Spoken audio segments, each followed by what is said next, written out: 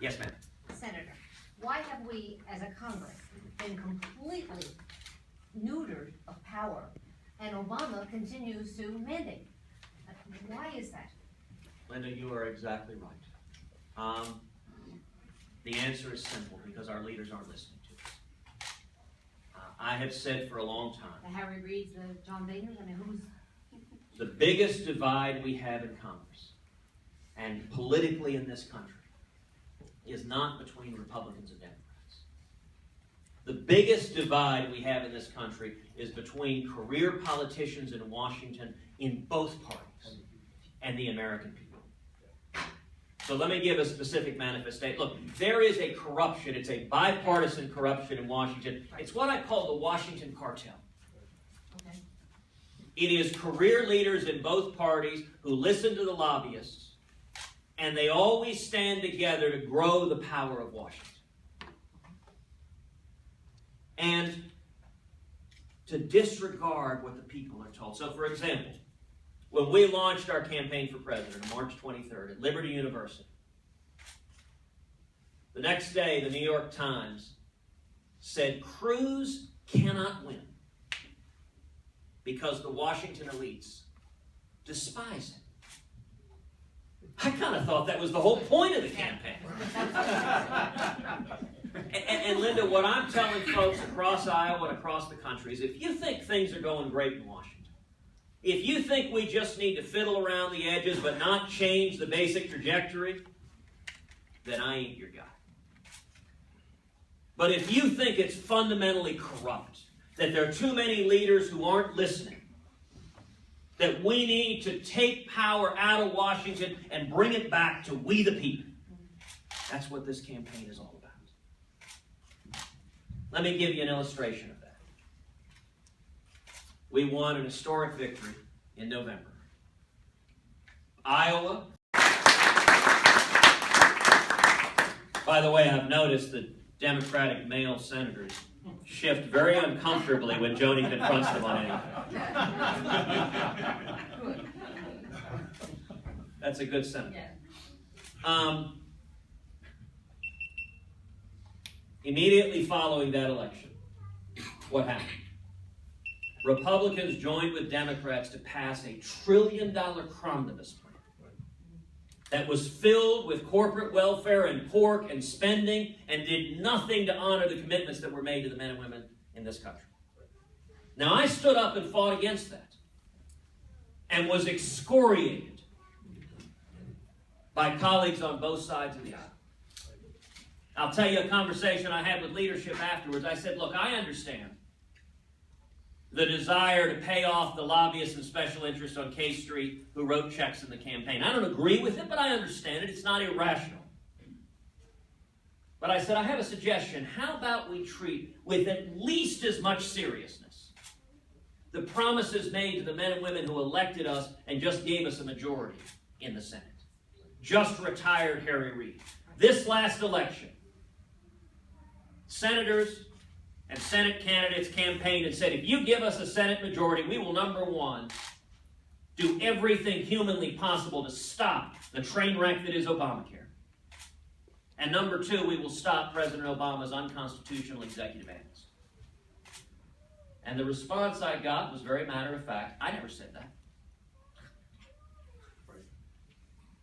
Well, I can tell you right now, a whole bunch of Senate candidates across this country did. Because I was standing next to them for 2 months on the campaign trail. And that's why people are fed up. They get that our leaders are lying to us. That they're not telling us the truth. And your question is, how do we change that? You know, you don't change it within Washington. I think we've got a parallel that's a very encouraging parallel. Book of Ecclesiastes tells us there's nothing new under the sun. I think where we are today is very, very much like the late 1970s. Parallels between Barack Obama and Jimmy Carter are uncanny. Same failed economic policy, same misery, stagnation, and malaise. Same feckless and naive foreign policy. In fact, the exact same countries, Russia and Iran, openly laughing at and mocking the President of the United States. You know, the one person in America thrilled with the job Barack Obama's doing is Jimmy Carter.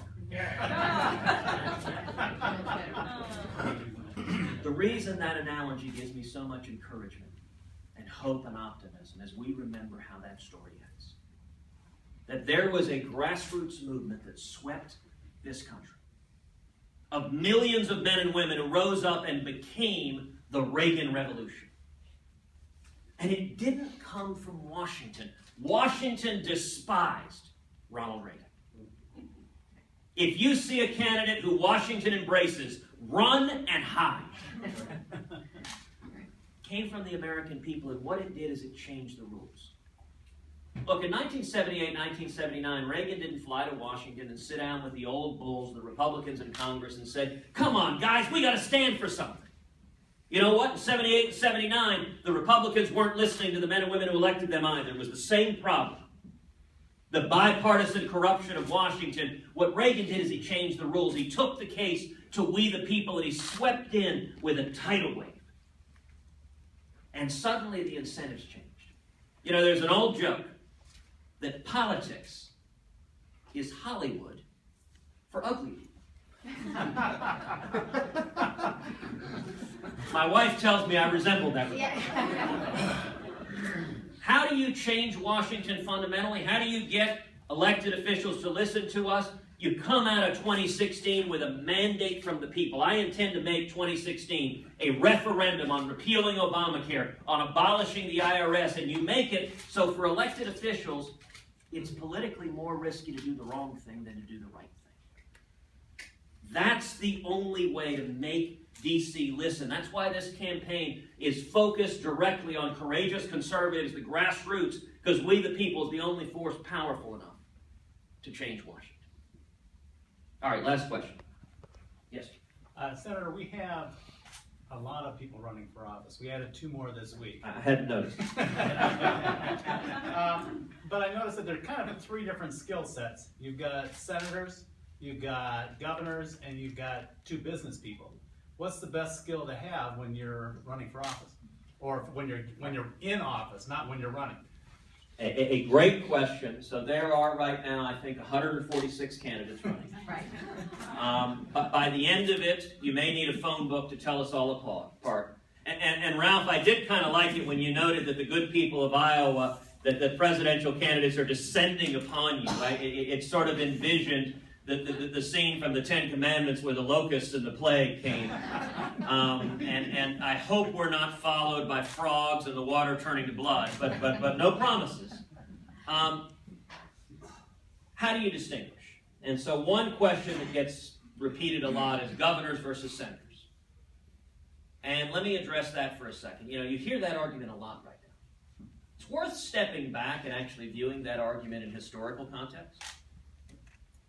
That argument, some years has been pushed by Washington, some years it hasn't. So in 1980, the conservative choice in 1980 was a governor, Ronald Wilson Reagan. Nobody from Washington said, we need a governor. Then they said, we need a former congressman named George Herbert Walker Bush. Fast forward to 1996. In 1996, the moderate choice in the race was Bob Dole, a senator. No one from Washington said, we need a governor. Then we need a statesman from the Senate, Bob Dole. Fast forward to 2008.